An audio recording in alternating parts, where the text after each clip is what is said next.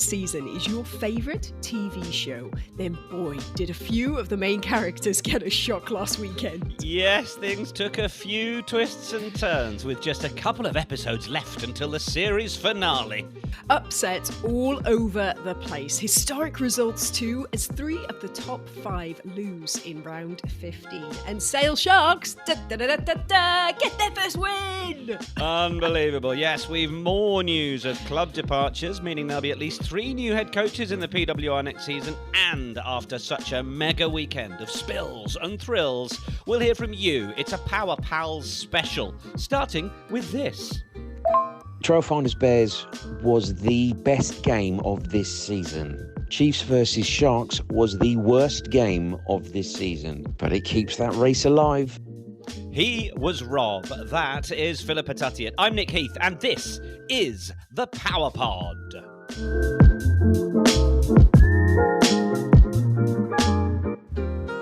Oh, Philippa, what a weekend we had. Goodness me.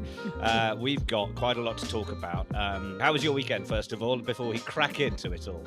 Yeah, no, it was good, thank you. I was on the comms for URC action for Munster Dragons, or should I say Dragons Munster, which was not as entertaining as every other PWR game, has to be said. But yes, enough said about that. Let's focus on the PWR. Although, did you go skiing in the end? I didn't make it to Trailfinders because I did get up the mountain. The plane took off. So yes, had a lovely few days. It was a bit rainy, but we won't complain because life up the mountain is life up the mountain.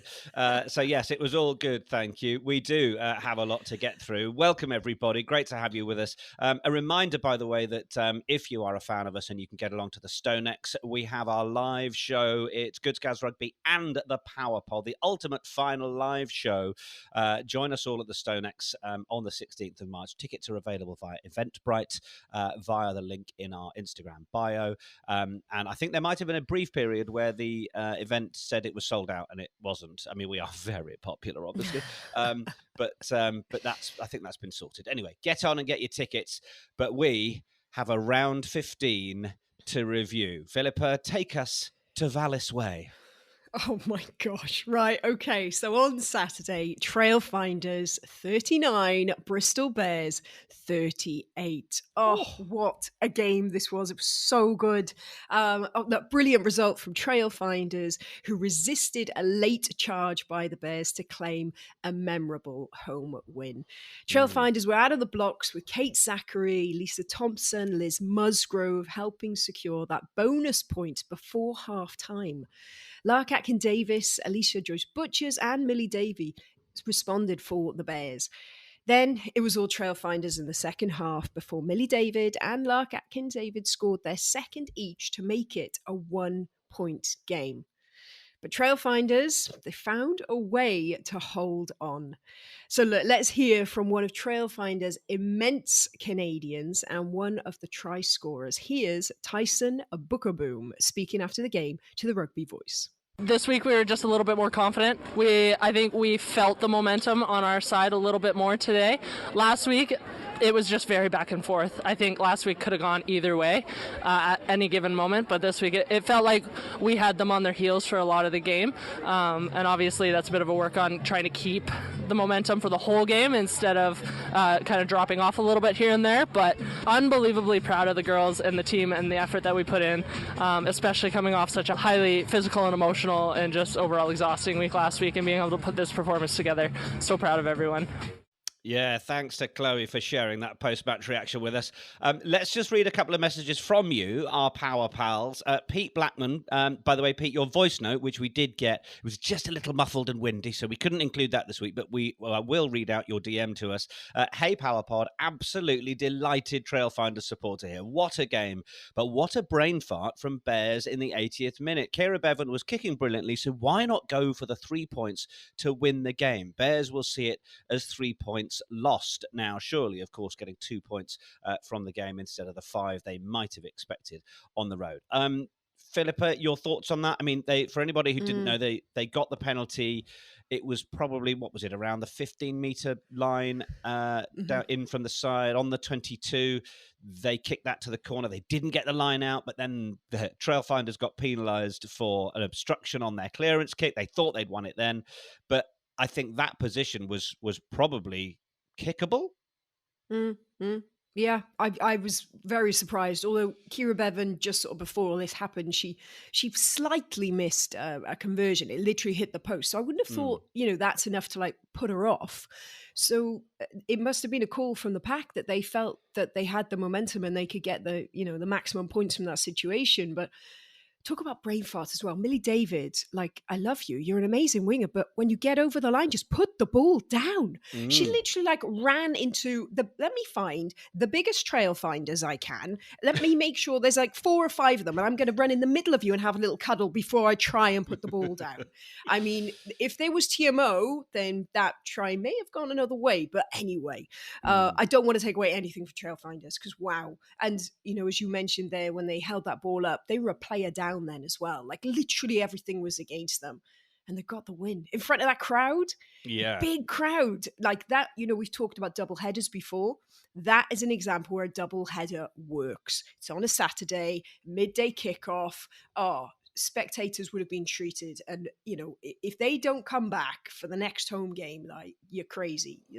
They did a lot for women's rugby in that game, both teams.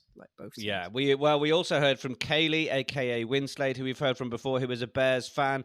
Oh my goodness, Trailfinders against Bears, wowee, was the message. Surely it's going to be tough for Bears to break top 4 now. Trailfinders were spectacular. Nick, I didn't see you at Vallis Way, so hopefully you had a great time away. Thank you very much. I did. And then there was a second message that came through a couple of minutes later. Chiefs lost to Sale. Yes, Sale. The plot thickens with the rescheduled game. Bears v Chiefs to come. I think I need to go for a lie down. Too much drama for one weekend. But yeah, you're right, Philippa. I mean, great scenes. Great to have the fans there. And Bristol. They didn't get what they needed, did they? They're sort of two teams that over the season, I think, have just been guilty of inviting people in, knowing they're going to score, but not quite keeping the gate bolted at the back. Yeah. And when you look at the stats, Bristol were leading in most of the important ones. Like they had the better set piece there. Trailfinders conceded 17 penalties, like missed the most tackles. Yet they just found a way. It must have been a very frustrating game for Bristol. And you can tell in the coach's comments that we've got for you that you can listen to later in the pod. Yeah, absolutely. 9 bonus points, producer Caleb tells us. Yes, that Trailfinders have amassed, so that's pretty decent. If you're taking something from games at the most opportunities that you can, and certainly they've been scoring plenty of try bonuses as well. So what drama?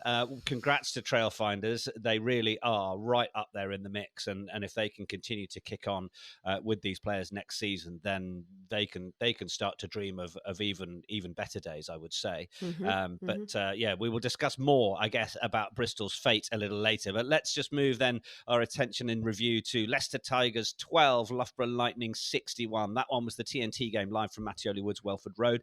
Loughborough travelling up there, keen on claiming the regional bragging rights. Chrissy Scurfield opening Lightning's account before Charlotte Frey and Talia Brodie scored the only 2 tries that Leicester got.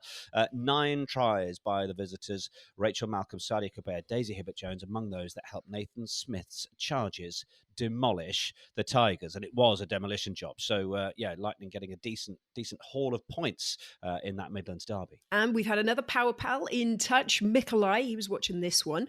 Derby day at Welford Road wasn't lucky for my team. However, it was a great day out with my daughter. With 2 home games left, I'm a bit upset that this season is ending earlier. On the other hand, the Six Nations is round the corner. Shame Tom Hudson is leaving. Hope the new coach will be appointed soon. Yes, news, of course, coming that Tom Hudson is going to be leaving his post at Leicester Tigers after a couple of seasons there. Of course, he was working alongside Vicky McQueen.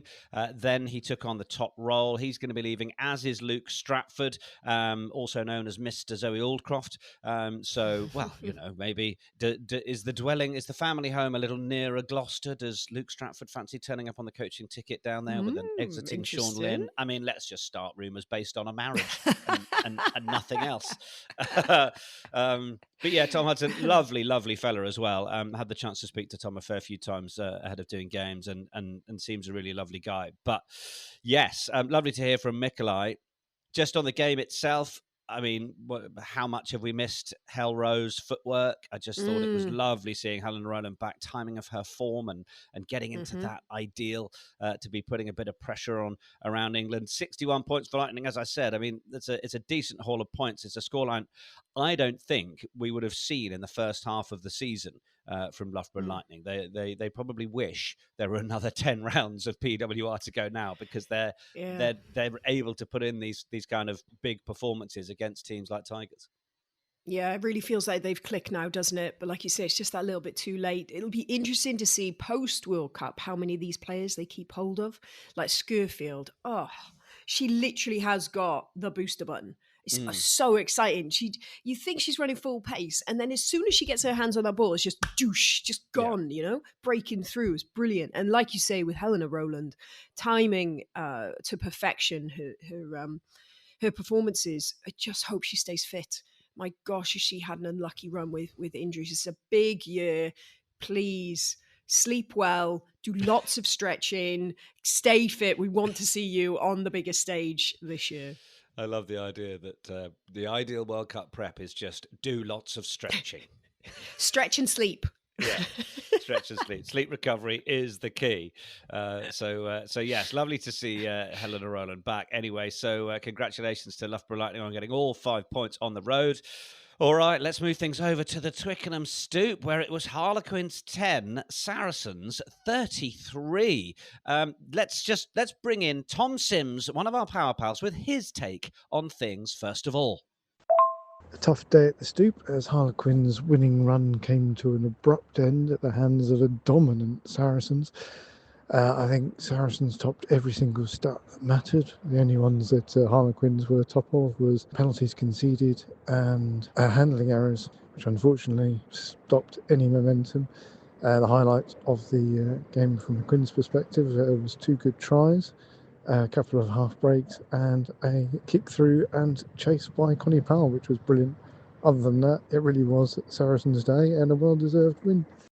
So Tom was spot on. It was an abrupt end to Quinn's 10-match winning streak. All good things come to an end for Quins, and it was a dominant Wolfpack who stormed southwest London. Lottie Sharp, the first to score for Saracens before a maul try put Saracens 12 ahead after half an hour. Ellie Kildan finishing off a lovely try that she started on the stroke of half-time involving Beth Wilcock. Just a true lesson in what to do after you've stopped touching the ball. Just what's your work rate? Where else can you pop up? Love that. But this was all about Saracens. Lottie Sharp double, helping them on their way. She nearly got a third as well, was in great form, as was Poppy Cleal, earning the Player of the Week nod with 18 carries, 5 defenders beaten, and 8 tackles. This was Saracens making a statement, Philippa. It was a statement. It was like old school Saris, what we know and love from them. Very composed game. Looked like everyone knew what they were doing. The flow they were getting off the carries, strong set piece, awesome individual performances. And also, like the players, they were missing quite a few players when you think about it. No Rosie Gallagher, no Marley Packer, Zoe Harrison, Jess Breach. And don't get me wrong, Quins were without some of their players as well. Jade Conkle, Alex Callender, Lagi Tuyumi. But the strength and depth showed on the Saracen side. Just really, really impressive. Like I say, old school, just kind of like, no matter how much magic Harlequins did, and Ellie Kildan did a bit of magic, they never let the momentum go. Saracens just kept hold of it. It was a really controlled performance. And again, timing that at the right time of the season for Saracens. Yeah, certainly feels like they've really got back on the horse there. England under-20s, Amelia McDougall, good in her decision-making, distribution, helped by the presence of another scorer in Sophie Bridger at 12. And mentioning Lottie Sharp, at her best, 2 tries, 124 metres made. Kildun was second in that game with 107. But yeah, back 3 players doing the business. And yeah, as you say, timing it right, potentially, for this run towards the title in about a month and a half's time. So then we moved on to, is this the shock of the season? It's a big one. So on Sunday, Exeter Chiefs 7, Sale Sharks 12. Wow. Goodness. Wow. That some days it just ain't going to be your day. And maybe that wet and windy sandy park made the girls from the north feel right at home. 2 tries for Sale, 1 in each half. Molly Wright off a maul, then Beatrice Rigoni on a shoulder. Rachel Johnson did give Chiefs, with 12 minutes to go, the opportunity to get the job done. But the game suspension for nearly half an hour because of thunder and lightning just killed any momentum the Chiefs had. But look, credit to Sale Sharks defense. They held out for a memorable first win of the season. So let's hear from now the outgoing head coach, Rachel Taylor. At the time, probably an overwhelming sense of relief. To be able to get an 80-minute performance out in those circumstances. Yeah, just really pleased, pleased for the players. It's so nice to get them, to see them experience the win and see them so happy, when I know how hard they work. I said after the game, it was a squad effort. It wasn't the 15, it wasn't the 23. It was a lot of players back at home as well who've grafted this season. And obviously with my announcement of stepping down as head coach this season, it's nice to see them get that win. They're in a good place. I think there's opportunities to grow into next season. That's all I've ever wanted to do, is to try and leave it in a better place. And I've given all of my life to this club for the last 3 years in this role. It's been really, really challenging at times and really demanding at times, but I've really enjoyed the opportunity to do it. It's a privilege to work with a group that we've got, and I'll do everything I can to put them in the best possible place for next season. And hopefully we'll get our awards for sort of digging deep and being so patient for the whole year.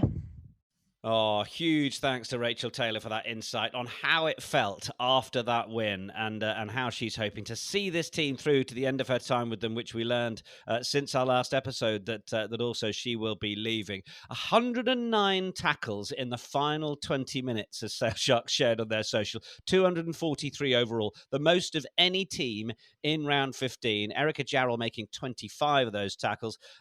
Sale are usually in the bottom half in terms of average tackles per game. So this was a huge effort. Not the prettiest, not the greatest, a terrible pitch, muddy, as we said, wet and rainy, game suspended, all sorts. They were very close. They had enough of the game played that they nearly just called the result, but they did get on and play that last 10 minutes.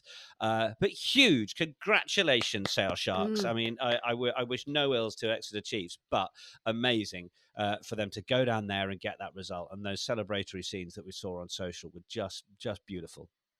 And especially after the announcement of Rachel Taylor, moving on, I think that shows a team that really wanted to win it for their coach as well, not just winning it for themselves. They wanted to send her off with a thank you for everything she's done, because it has been incredibly difficult for her and Katie Daly-McLean and the task they've got up there. And for them to get that win against Exeter Chiefs away, like literally of all the upsets we've had, this one is by far the craziest. But like you say, absolute credit to them. If a strength and conditioning coach turns up and goes, right, girls, we're going to do 20 minutes and we're going to do over 100 tackles in this drill, you'd be like, you are having a laugh. Well, that's ridiculous. A just unbelievable effort from it. And how many times have we said Sale have got a first half in them and they challenge, and the second half they die away? Yeah. So just brilliant that, that's obviously something they have been working on, and the team is responding and reacting to it. And coming over that, all the players having to leave the pitch, that must be such a strange vibe going into the change room, not knowing, right, are we done now? Do we stay warm? What are we doing? Yeah. All that to manage. So yeah, brilliant. Well done, Sale. Well done, everybody at Sale. Yeah. Yeah, I think so as well. And, it's the longest journey. We said last week, going from the north all the way down to Devon, they stayed focused. They managed to get the job done. They stayed in the game right the way through the 80, or, 2 hours, I guess, with the change, with the stoppage. So yeah, a brilliant effort from all at Sale Sharks, showing that they can really put their shoulder to the wheel when they need to get results like that. Huge disappointment for Exeter Chiefs, and look, we'll touch on them as we move into our previews as well. But yeah, for everybody that doesn't like to see a team in a league with the bagel come the end of the season, that one win, and who knows, maybe it will see Sale Sharks kick on to further wins with that little bit of buoyancy after that. Yeah, just absolutely superb to see. So well done to everybody up there on that result. Right, round 16 is coming over the mountain, and if it's anything like round 15, then we're in for an absolute treat. 3 rounds left of the regular season, just 2 games if you're Loughborough Lightning, given how the calendar has fallen. 4 games remaining for the likes of Exeter Chiefs and Trailfinders. So 3 of the round 16 games take place on Saturday. Tigers at home to the champions Gloucester Hartpury. Bristol Bears needing to be on their money with an in-form Loughborough coming to call. Trailfinders with that win behind them welcoming a focused Saracens before on Sunday, Exeter Chiefs against Harlequins in a massive game. That one is live on TNT Sports. Unfortunately, we are not getting live streams from the likes of Tigers or indeed from Bristol. But we shall come on to that. Philippa, take us to the first one of this weekend. Okay, so that is Leicester Tigers, who currently sit in 8th, playing Gloucester Hartpury, who is still top of the charts. So Leicester Tigers, a team playing their penultimate home fixture with Tom Hudson still in charge. They've had 3 losses on the bounce since their win against Sale Sharks. Gloucester Hartpury, who've had a bye week to come to terms with this being their last season with Sean Lynn. Can you just see the massive smile on my face whilst I'm saying that? That's terrible. Yeah, no sorry, Hartpury. With the circus. It's very much sorry, not sorry. With Quins and Chiefs closing the gap between 1st and 5th, as it's now just 10 points, 3 less than a week ago. Yeah, so look, I think we've got to start talking season run-ins now in this episode of the Power Pod, which we'll do for each of these games. So Tigers have this game, then they're away to Trailfinders and at home to Exeter Chiefs. Gloucester have got this one, then they're away to Sale Sharks before that Friday night home tie to Harlequins in the last round. So 2 teams sending off their coaches at the end of the season. So yeah, that is how these 2 are looking. But yeah, Leicester Tigers, they'll have felt a bit scalded by that Loughborough result, won't they? And they won't want the champions rolling into town, but they've got to try and give a better account of themselves at Mattioli Woods, Welford Road. Yeah, the champions that are well rested as well coming into town, which isn't ideal. Look, maybe they need to go back and watch that Trailfinders Hartpury game, have a look at what Trailfinders managed to do, stifling that tip-on play, slowing just a little bit of their flow. If they can try and get in and trouble Hartpury in that way, maybe there's a little in. But I mean, Meg Jones can pull something out of nothing, but she's really going to have to be on top form to try and open Gloucester Hartpury up. Yeah. Okay. Well, that's the first game of the weekend. The second one, Saturday, 2:00. Bristol Bears in 5th, Loughborough Lightning in 6th. I mean, this is, a hugely exciting game. It's at Shaftesbury Park. It's not going to be streamed. Gutted about that. But look, who is getting the abacus out as to what Bristol need to do to break into that top 4? 1 point behind Exeter Chiefs in 4th, and they'll be ruined getting just 2 out of 5 points at Vallis Way last week. It might have been that big, exciting game for Trailfinders, but we mentioned earlier, great for fans and neutrals, but not for Dave Ward, who knows what they're up against now, as he told the club's media channels. Let's listen to this. It's not good enough. It's not good enough for top 4, and it might not be good enough for top 4. It's not in our hands anymore. So we now have to watch Harlequins, Saracens, Exeter, and obviously Gloucester Hartpury fight it out for those top 4 spots. And if they're good enough, they'll make the top 4, and we won't. It's massive against Loughborough. Like, we absolutely need 5 points. There's no question about that. And so, from my perspective, just making sure that, I can prepare the team again. We have to go away. We have a Loughborough side that, of course, are ready again. They almost beat Exeter. They did beat Saracens. It's going to be a challenge for us. Well, he's right, Phil, isn't he? I mean, he's not shying away from it. It's out of their hands, ultimately, and with an in-form Loughborough Lightning coming to tea. Oh, they've made it so difficult for themselves. I mean, I just hope they love a challenge, because you've got a big old challenge now. And, when you look at that table, yes, Exeter only 1 point, like you say, between them, but they've got a game in hand. You know, you've got to make sure you look through them as well. With their run-ins, they've both got very tough teams to play. Bristol, Loughborough, and then Harlequins. That is tough. Exeter have Harlequins, Sarries, but then they do finish with Tigers. So an opportunity, with all due respect, to get some points there. Tough. What do Bristol need to do? Because they can't keep letting those tries in, can they? Yeah, shoring up the defence a bit. There's an argument for the ball in play time, the amount that you keep it in attack. Are you then?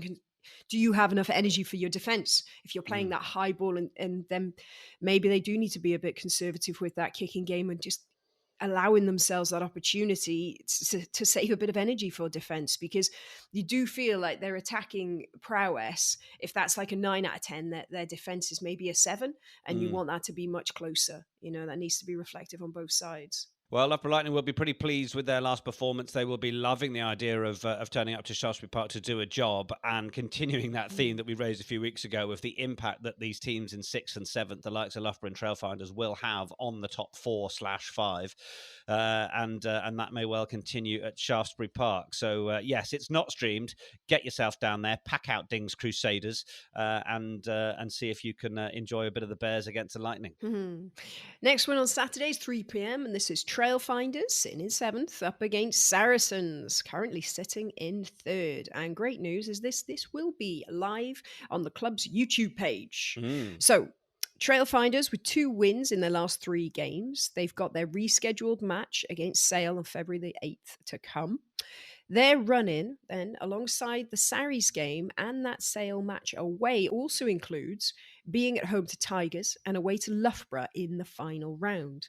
For Saracens, it felt like a statement win, like we said, against Quins. Just 2 points behind Quins in 2nd now, and 2 home games to come against Chiefs and Sale. Yes, yeah, just a couple of stats for you. Ella Amory from Trailfinders assisted 3 tries at the weekend, more than any other player. She also assisted 1 clean break and made 2 herself. I think the assist chart still has Mo Hunt at the top of it. May Campbell and Kelsey Clifford for Saracens making the joint most dominant carries at the weekend, 7 apiece. It is good timing from the 3-time former winner Saracens, isn't it, in terms of their form towards this end of the season, because it was a little shaky, but that I think that win against Harlequins has really kind of, I would say it's a sort of galvanizing performance that while missing a few people should allow them to go, right, we are ready now for this charge, and woe betide anybody that says they're not going to be in with a shout come the end of the season. Yeah, and it's an interesting mindset for Trailfinders now, because I almost feel like, you know, when they got their first win, it wasn't like they stole the win. Of course, they earned that win and they were building towards it, but it was a bit of a, I don't know, I would just, if I was a player in that, it would have felt amazing, but it would almost have felt a bit cheeky, you know, like, oh my God, this was amazing. Whereas now they've got to be in that mindset, right? We've proven this, we've backed it up. Now we're going to go and play Sarries. That is the ultimate challenge. And this could be a really tight game. This could be an awesome game. You literally have got your 2 teams, and there's no negatives on either side. There are 2 teams in form. Yeah. Let's have it. Let's see. Who cares about the men's Six Nations? Leave the smelly men to do their thing, and get yourself along to Trailfinders, or watch on the YouTube, or, you know, double screen it, whatever you're doing on Saturday. So yes, that's Trailfinders against Saracens. Then on Sunday, it is the 12:45 game live on TNT Sports. Exeter Chiefs in 4th, Harlequins in 2nd. This has to be a shift in performance, doesn't it, for the Chiefs? 1 win in 4 games, and all 3 of those losses were at home. I only found that out last night when I was making the notes here. That is big, isn't it? No shortage of effort from the Chiefs last week, though. You look, Dalika Menin came off the bench, made 7 dominant carries, which was joint top, 40 post-contact meters. That was top, despite playing 39 minutes. Crossed the gain line with all 12 of her carries. That's big. Adele McMahon, tricky. She made the most tackles at the weekend, total of 30. Dorothy Wall making the second most with 28. So that was the effort against Sale Sharks. I mean, we talked about the amount of tackles that they made.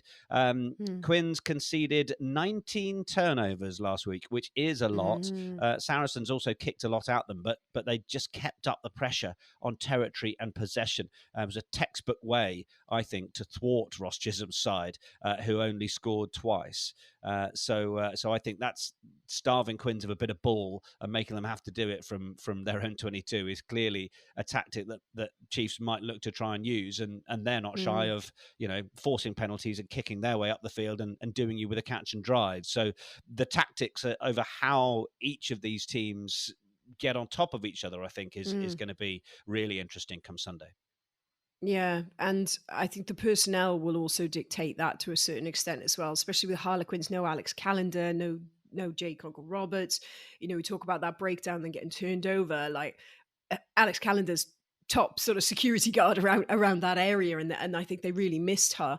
But also, in saying that, with Exeter Chiefs, if you look at their starting lineup against Sale, there was quite a few changes. So I dare say, we'll see, a slightly stronger team fronting out from the beginning.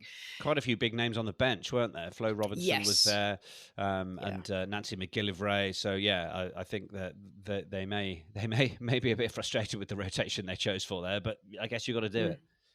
Yeah, exactly. Look, we've talked about the Chiefs run-in. Let's look at the Quins run-in. So after this, they're home to Bristol and away to Gloucester.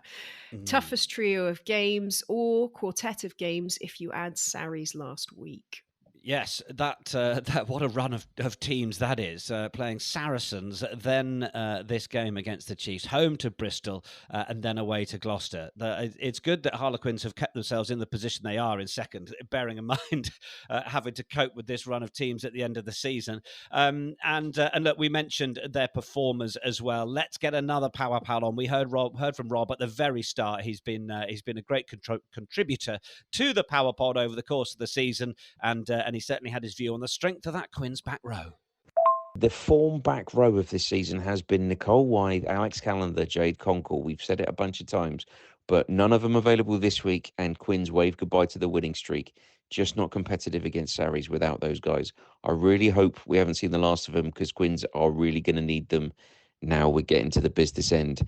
And we want to see him in the Six Nations. In particular, we want to see Alex Callender as the new captain of Wales in the Sean Lynn era. It makes sense. And just thank you for all the clubs that are live streaming. We got to see all 4 games this week, which was fantastic. Yes, it is worth a shout to those clubs that did all the live streaming last week. Not as good this week, though. We can't give everybody a gold star this time. But what about his suggestion, Al Cal as Wales captain for the Six Nations? I quite like that. Give it to someone young who is going to be one of those first names on the team sheet. That's a good outlook, isn't it? What would you say to that, Welshwoman, Philippa? First name on the team sheet, and also, will die for the team. Like, she is, Welsh blood through and through. She leads the example, and if anything, it's not so much now, but maybe a couple of seasons ago, she was a little bit penalty happy. Classic kind of flank rows, pushing the boundaries, seeing what she can get away with. And sometimes, when you give a player like that a captaincy, that can almost help sort of rein in that little bit of that side and learning to talk to the referee and things like that. So it could really help to sort of take her already, amazing game, but just a little bit more of a mature level. So yeah, actually, I think that's a really good shout. Hannah Jones, currently the captain, been there for many, many years, doing a fantastic job, but she is now coming towards the latter stages of her career. So like you say, maybe giving it to someone a bit younger, Al Cal, it's not a bad shout. Yeah, I think it's a good shout. Will Sean Lynn change things up, bearing in mind Hannah Jones is also, at his club? I don't know. I wonder whether he might just look for a little bit of consistency in that area and then build the team and make changes later. But we will see. I'm so fascinated to see Sean Lynn's first impact on this Welsh side and how that squad looks and various things. So yes. All right. Well, thank you very much, Rob. Appreciate hearing from you. Let's just look at the table then. And look, we've touched on it. Gloucester Hartpury are top still. Yes, they have the 10 wins and 53 points. Harlequins, 10 wins and 50 points, 3 behind them. Then it's Saracens, 8 wins and 48 points. All 3 of those teams have played the same number of games. Then it's Exeter Chiefs in 4th with 12 played, 8 wins and 44 points. 1 point behind them, Bristol Bears on 43 points. And Chiefs, of course, have that extra game in hand. Then it's Lightning on 29, Trailfinders on 27, Leicester Tigers on 12, and Sale Sharks, who've got 4 points, no longer on the table. We're very pleased with Sale Sharks. That's how the table is looking. Lovely stuff. And like we said, that weekend has caused you all to get in touch, which is brilliant. We want more of it. So on the power line, thanks to everyone who got in touch after that epic weekend. Here's another message we received from Power Pal Carl Cross. Hi, my name's Carl Cross. I was wondering if the lesson from the weekend is about the power of the underdog in these games, and with the World Cup coming, maybe it's a bit of a lesson for some of the favourites about what happens when you face teams who have nothing to lose, because they often can find an extra percentage that can aid them. I don't know if that makes sense. I'm rambling maybe. Well, Carl, fear not. You are making sense, and it is a great point. And look, I know what Carl is referring to here. There are some world-class players out there who don't lose very often. And some of those players in the Red Roses side particularly, who then will be playing in teams at the top of the PWR, you know, they don't lose in a Red Roses shirt very often. They then don't lose in a club shirt particularly often. And 2 or 3 losses can really affect people because it's just not something they experience. I think this is a key aspect of a Rugby World Cup year for some certain favourites that live not too far from these shores. Phil, in your experience, I mean, the importance of losing to be a winner, discuss. Yeah, you want to have that balance 100%. When I was playing, Wales, we'd sort of second, thirds in the Six Nations, but I was playing what was called Clifton back then. And we were right up there in the Premiership. And I think it's important to have that balance, some wins, some losses, but more important than all of it is the coaching setup around it, and how you review them, how you debrief them, how you process. Because any win or loss is a learning opportunity, and I think it could be really important for the likes of Harlequins, come off that huge run of wins. Now they've had a loss, they've had a humbling, it's an opportunity to learn and grow, isn't it? But it really comes down to the management of the people around you and how they facilitate that environment. That's really key to the wins and the losses. Yeah, but it certainly does. As Carl says, the power of the underdog. It makes you perhaps a little more conscious of, actually, if we're playing against these teams that in theory have less at stake, who can't be challenging for the very top, they can give it a lash, and we have to be very wary of them. And yeah, there are certainly teams in this PWR season that have felt that side of things. So the power line 07880 716 219. It has been great to hear from so many of you, and just amazing when a big weekend like that blows up, and everybody wants to get in touch. So it's been lovely to have you all as part of the Power Pod over the course of the season. Our one question, well, we're a little closer to getting our response from Tess Fury, but you can blame me. I'm just going to... There was such a busy, amazing weekend, but we know that Tess Fury is currently musing on her one question, and we'll have that for you next week. Okay. Any other business? I've got a little thought here for you, Philippa Tuttiett. Go on. So we put out on the socials when there's this sort of time of year, you're starting to look towards, well, you are in the PWR given this season, the end of the season, and we know that we've got a lovely big final and a few things planned at the StoneX, but do we look at that end of season 15? And we know that our friends at Oval Insights have their statistic-based bits, but sometimes, as a couple of people have got in touch and said, you could end up with stats that are based on what you might have done perhaps against a leakier defence, and that might not show as good as if you made the same meters or scored the same number of tries against a really difficult team. And I think with our view over the course of the season here on the Power Pod, even, it sounds like some form of incontinence device, then I think we can use us and our listeners to perhaps come up with our end of season 15 that maybe Delish. just looks slightly away from the stats and is more Mhm. about our gut feel. I then Mhm. actually got a message from Queen Rugby World Cup winner herself, Rachel Burford, who said or suggested, what about making it a non-senior international 15? So actually you discount all of those Ooh, that are playing at the very top internationally. nice. And I said, all right, well, are you contributing then? And she was like, yeah, I'm in. So we Ah, could cool. do two. We could do. I think Yeah. us and the Power Pals could nominate those players that we think have absolutely aced it, and perhaps we could do a non-senior international 15 as well. So Great get in shout. touch. Get in touch. I think is ultimately what we're saying. Leave us a voice note with 2 or 3 of the players that you think should be in that top 15, or if you want to give us a full 1 to 15 and message us over on that through WhatsApp, then feel free. 07880 716 219, and we'd love to include your messages as to how we bring our own Power Pod end of season 15 together, and perhaps with a little nod to a non-senior international 15 as well. Any early shouts? Any names? Name or two that you're definitely going to be sticking in there, Philippa Tuttiett? Right on the spot there, haven't Is I? a right on the spot jobby. I'm going Nicole Wythe. I mean, Nicole Wythe has got to of be in course there. you are. Of You know. course you are. Oh God, I've got a million names in my head, and now I'm like frantically thinking how many caps they have. Do they have a cap? Are they under 20s cap? First player. You're On sticking with the sheet. non-senior international aspect, yeah. Okay. Well, that's what I wanted to try and find, because I feel like with the internationals, there's lots of amazing players. Oh, I can't, because you know what? If I say one, I'm going to listen back to this and go, "Damn it! I should have said blah blah blah." So I'm just not going to say anything. The suspense. You're going to Hold get on. splinters sitting on that fence. I overthink too much. You know this, Nick. You've got to give me time. That's a big question. Yeah, Gosh. all right, fair enough. Well, you have got some time, and no doubt it is something that we will be debating at our special live pod with Good Scars Rugby. Yes, you can join Good Scars Rugby, powered by Vodafone, for a live show at the StoneX Stadium for that PWR final.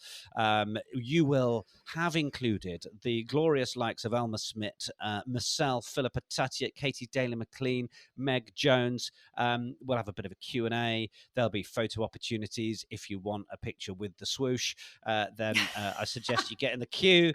And of course, at this point, we don't know which teams will be battling out, but we've got a fairly good sense of who is it up there and in the mix. So 2 pods that beat as one. And yes, you are welcome with whatever Super Saturday hangovers you might have. We'll get through it together. Will Mo's Circus make the cut? Will it be a home final for the Saracens girls? Could Ilona Maher be there in Bears kit? Will Quins have another big game on their hands, or can the Chiefs storm their way into that final as well? So yeah, we'd love you to get your tickets and to join us there. Right, Philippa, I think we might have actually swiftly got through this better than we thought we might have. But hey, Yeah. we haven't edited a few bits in yet while we're recording, so we'll find out. But anyway, it is time to ask for PT's power play after that mega weekend. Okay. So in my previous power plays, I've gone for tries just because there's been moments of brilliance that have led up to them. But it's not a hard and fast rule. So for this one, this actually is a moment of play that didn't lead to a try. But that is why it's in my power play, because from the attacking perspective, incredible, should have been a try. But from the defensive perspective, incredible, try, save, and tackle. So no surprise, I'm going to Trailfinders Bristol Bears, because that was, in my eyes, the game of the round. Just honestly, girls, I can't thank you enough for representing women's rugby so well. Like, you just brilliant, like amazing for the crowd. And I really do think they would have got people talking, and that's what we need. People talking down there. Did you see this? Did you see that? It was just incredible. Yeah. So there was a moment in the second half where Bristol Bears kick the ball through, and Chloe Rowley is running back with no one around her except 2 Bristol players who have flanked her, who have defended her well. So one on either side. But you can just see as she's running, she's already thinking, where are they? And she just sort of looks and looks out of talk about eyes in your back of your head. Chloe Rowley, how did you know where they were? I don't know. But turns as quick as you like, gathers the ball, turns, step, she's gone. Then she puts a kick in behind, seeing the space. All of this, split-second reaction. Ball into space. The crowd up on their feet, like amazing. Reactional rugby, brilliant. Next thing, Superwoman herself, Jasmine Joyce Butchers, comes from nowhere, the other side of the field, like literally, you know, when you watch the movie of Superwoman, it's like a blur and then they appear. It was like a blur. And then she absolutely annihilated Chloe Rowley, a brilliant chop tackle. And in just that moment, I was just, wow. So it didn't lead to a try, but amazing attacking prowess, amazing defensive work. And just for both of those teams, you are my power play for representing women's rugby so well. Please, just keep it coming. More of that. Amazing. We love that. I love that, PT. Yeah, that's absolutely great. I think it has to be these sorts of moments that make people stand up, make people take notice, and yeah, certainly moments like that will. The very best on show, and what a surprise! It involved a Welsh woman. No, I'm joking. Excellent from Jazz Joyce Butchers as well. Well, weren't we treated to an amazing round in round 15? And aren't we expecting a few more twists and turns over the course of this PWR season? It has continued to deliver. I think we've absolutely loved the congested nature of this season, and we have just a couple of rounds to go as we build towards the playoffs as well. So keep in touch with us. Let us know who you're cheering on. Let us know how you think that top four battle is going to fall out. And do send us your reports as you're walking out of games at the weekend. We would love to hear where you're at with it. What are you up to then at the weekend, Philippa? Yes. So I do have a confession. Are you watching a firework display? I hate to say it, Nick, but I would prefer you to find it out from me than to hear it from someone else. I'm off to Paris with the other woman. I'm sorry, Nick. I promise I will think about you for at least 10% of the time. This is a Sarah Orchard moment, isn't it? This is a Sarah Orchard moment. I am sorry. I'm in France. Kick off for the Six Nations. France v Wales. I'll be live on BBC 5 Live with the other woman. On Friday night game. Yeah, Friday night that's game. Great. Yeah, which is lovely. perfect because it leaves me all of Saturday to watch all of, or whatever I can see anyway, of the PWR. Marvellous. Oh, well, we hope you enjoyed that. What a lovely, lovely treat that'll be for you. Yes, I'm off up to Edinburgh doing a bit of the Under-26 Nations, and then I'm also on a bit of Rugby Europe Championship commentary live from International Broadcast Studios Tooting.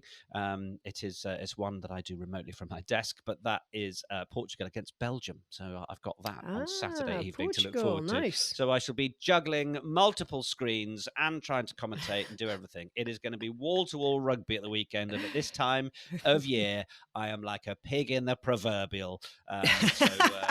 So there we are. So yeah, whatever you're watching this weekend, multi-screen it to the max. We hope you enjoy it. Thanks for listening to another Power Pod. It's a Level production produced by Caleb Mutombwa. We will see you next week. Bye for now. Bye-bye.